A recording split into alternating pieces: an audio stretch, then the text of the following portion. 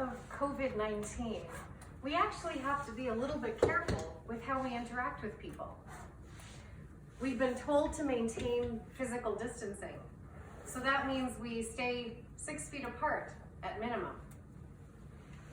We've been told to wash our hands with everything that we touch and everything that we pick up or encounter during the day.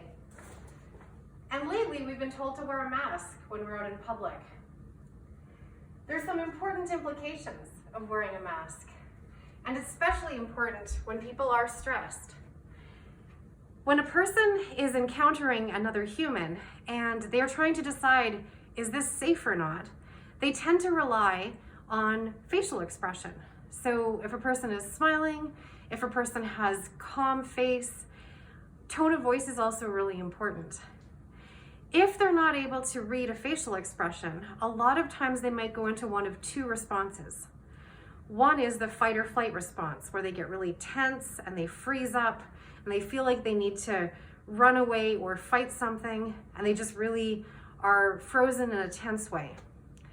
The other possible response is that they might feel more loose and floppy and just disconnected from their body or the encounter. So because we're wearing a mask to keep each other safe, we still have to remember to keep each other feeling emotionally safe. And what that means is watching your tone of voice. Prosodic voice is kind of that sing-song, something like how a mother would speak to a child. So if you've got a mask on, you have to be careful about the tone of your voice, not to sound angry or irritated or frustrated, something that might send the person you're talking to into one of those two unsafe responses. We can still smile with our eyes, but it's a little bit harder. And then we just have to pay attention to the rest of our body language. Are we tense? Are we looking like we are unfriendly and in some other way? So this is my public service announcement with how to take a mask off safely, detaching from behind.